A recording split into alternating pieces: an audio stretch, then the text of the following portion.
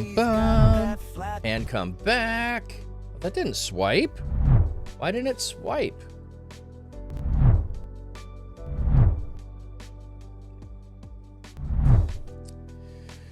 This is the record of the genealogy of Jesus Christ, the son of David, the son of Abraham. Abraham was the father of Isaac. Isaac, the father of Jacob. Jacob, the father of Judah and his three brothers. Judah, the father of Perez and Zerah by Tamar. Perez, the father of Hezron. Hezron, the father of Ram. Ram, the father of Amminadab. Amminadab, the father of Nahshon. Nahshon, the father of Salmon. Salmon, the father of Boaz by Rahab. Boaz, the father of Obed by Ruth. Obed, the father of Jesse, and Jesse, the father of David the king. David was the father of Solomon by the wife of Uriah. Solomon, the father of Rehoboam. Rehoboam, the father of Abijah. Abijah, the father of Asa. Asa, the father of Jehoshaphat. Jehoshaphat, the father of Joram. Joram, the father of Uzziah. Uzziah, the father of Jotham. Jotham, the father of Ahaz. Ahaz, the father of Hezekiah. Hezekiah, the father of Manasseh. Manasseh, the father of Amon. Amon, the father of Josiah. And Josiah, the father of Jeconiah and his brothers at the time of the deportation to Babylon. After their deportation to Babylon, Jeconiah became the father of Shealtiel. Shealtiel, the father of Zerubbabel. Zerubbabel, the father of Abiad. Abiad, the father of Eliakim. Eliakim, the father of Azor. Azor, the father of Zadok. Zadok, the father of Achim. Achim, the father of Eliud. Eliud, the father of Eleazar. Eleazar, the father of Matan. And Matan, the father of Jacob, and Jacob, the father of Joseph, the husband of Mary, by whom Jesus was born, who was called the Christ. So all the generations from Abraham to David are 14 generations, and from David to the deportation to Babylon, 14 generations, and from the deportation to Babylon to Christ, 14 generations. Now, the birth of Jesus Christ happened this way. While his mother Mary was engaged to Joseph, but before they came together, she was found to be pregnant through the Holy Spirit, because Joseph, her husband-to-be, was a righteous man, and because he did not want to disgrace her, he had intended to divorce her privately. When they had completed this, when he had contemplated this, an angel of the Lord appeared to him in a dream and said, Joseph, son of David, do not be afraid to take Mary as your wife, because the child conceived in her is from the Holy Spirit. She will give birth to a son, and you will name him Jesus, because he will save his people from their sins. This all happened so that what was spoken by the Lord to the prophet would be fulfilled. Look, the virgin will conceive and give birth to a son, and they will name him Emmanuel, which means God with us.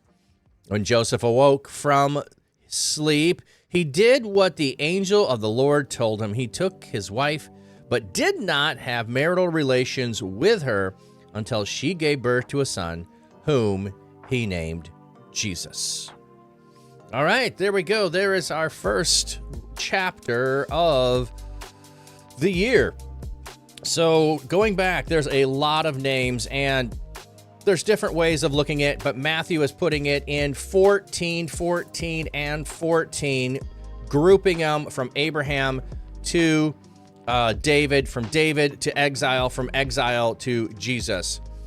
14 to 7 being the number of totality. You double that, you get to 14. So he's doing 14 generations there. There's another couple of things that 14 could represent.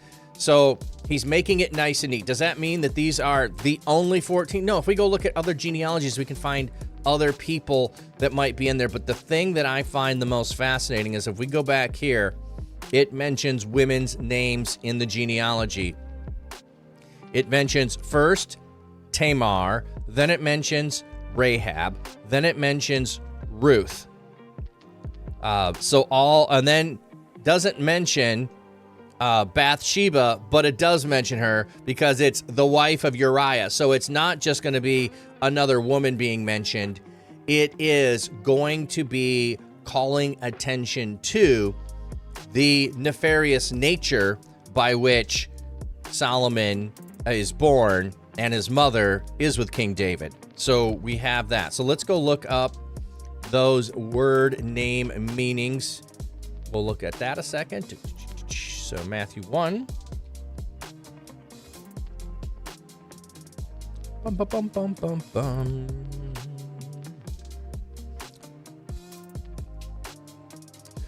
St. Joseph totally submitted to the angel of the Lord, and Mary even further submitted to angel Gabriel. What a beautiful history. I know, it is. Okay, so let's go. Tamar. And if you don't remember the story of Judah and Tamar, it is a salacious story in which she is married to the son of Judah, who doesn't give her a child, married to the second son of Judah, because that was the custom to redeem the name of and to provide for the widow. A second brother married her. He died also. Both of those boys were evil in the sight of God. And he promises to give a third son, but never does. And so she tricks Judah into sleeping with her. She gets pregnant and reclaims the name. And so there we have the genealogy going through her. So Tamar means palm tree. Palm tree. So a tree is going to be either a source of life or a source of death, depending on how the tree is used. So we've got that. What's the next one that we have? Bum, bum, bum, bum, bum. And we have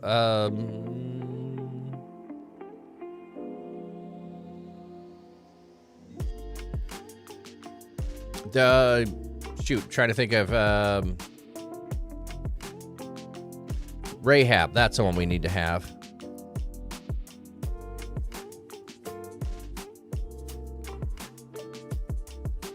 Looks like Rahab is the way they're doing it here. Rahab. And then we have Ruth. But we don't have Bathsheba's name. It's just the wife of Uriah.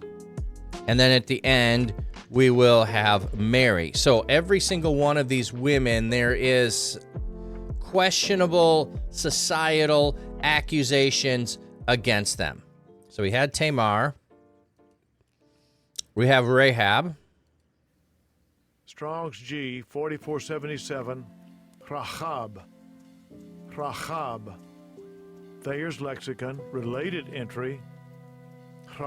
Rahab means wide. Rahab.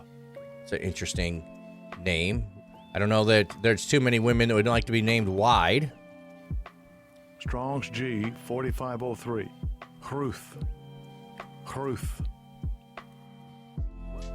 Ruth means friend. So Ruth is the epitome of the idea of friendship. And then we get to Mary.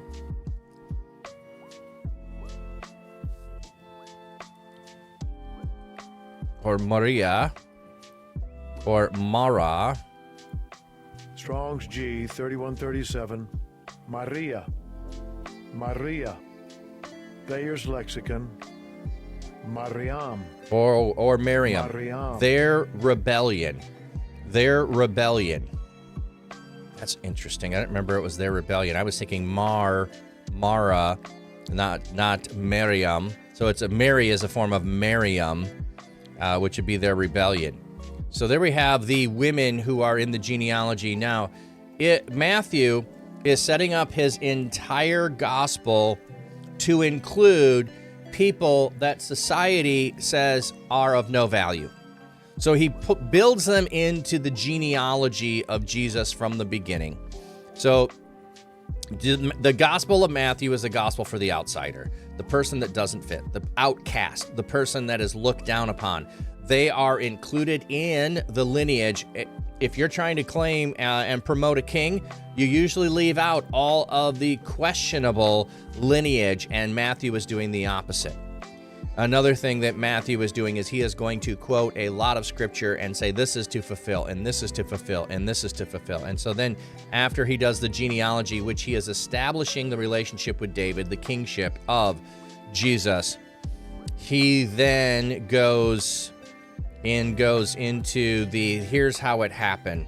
The Holy Spirit came upon, and Mary and Joseph were to be engaged, and Joseph was a righteous man, and he does the right thing. Now, he was going to do it quietly. He was going to, and then the Holy Spirit comes and says, wait a minute, let me tell you what's really going on. And he doesn't reject her then. He goes and he follows through with the marriage. Now, we want to talk about strict biology in regards to a genealogy, and that's not what ancients would have thought about. Ancients would have not necessarily worried entirely about the biological genealogy of things and the veracity of them, because there was adoption, and so adoption was something you could not sever ties from, and you usually adopted somebody as an adult, not as a child. So there is, if Joseph makes a claim to be the father of Jesus, then there's a legal status by Joseph being the father. So there's two thoughts on there's a couple of thoughts on the way the genealogies go, because this one is different than Luke's genealogy. I think a lot of people think, well, one is Joseph's genealogy and the other is Mary, but it could be that there are two Joseph genealogies as well as another possibility. One is his legal status, and the other would be more of the biological status.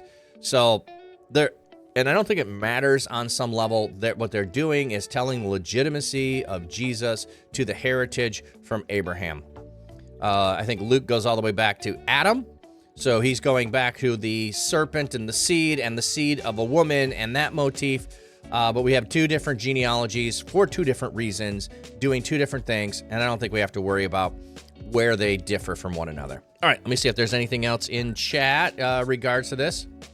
Social Ant, the Bible is so deep, you're still surprised today as to why Islam exists. We are mere moments away from to see Islam fall. God willing, we will see it in our time. Well, that being said, there are lots of religions at times that seemed like they would fall. Hinduism for a time was pretty pushed to the margins within India, and that has come back. Buddhism and those things. One reason why Islam will prevail in some ways is because of the nature of religions that hold to a status of, we exclude you from society, and there is threat of death if you leave the religion. So when you live in a society that you have to be part of the religion in order to live in society, a lot of people are going to go along to get along, whether they believe it or don't believe it. They're going to go through the motions. It's very hard to stand up to that pressure if you have the chance of being killed by your family or kicked out of your family, of losing any ability to provide for yourself and your family. So I don't know how easily it would be for religions like that to be, and that's not every place. I'm just saying in some places it is that. WHBQ, which app or website are you using for the commentary? If you look right there, you can see what website. So this is the Bible with footnotes, and this is Blue Letter Bible, where I'm looking up the different words in the Greek or the Hebrew. So those are commentary, I'm not looking up commentary per se. I'm bringing in knowledge that I have gained over the years and adding those. But good to have you here. Social, imagine being Joseph at that time. God, I know. Stepfather, Jesus, both Mary and Joseph had King David's genes in them. The internet has basically destroyed Islam. Well, I see those things out there, but that doesn't mean that anybody in those countries are watching those things that you can see in more freer nations to be able to see those things. Plus, you're going to have a local imam that is going to refute what you see on the internet and say, hey, trust me, don't trust the internet. That's Satan at work. So regardless of that, it may impact younger generations. It probably will not impact older generations socially. And you probably know more about it than I do. Okay, so there we go. There is chapter 1. And I'll have to figure out how I'm editing all that down. But that's going to have to be a part that I do on a regular basis now.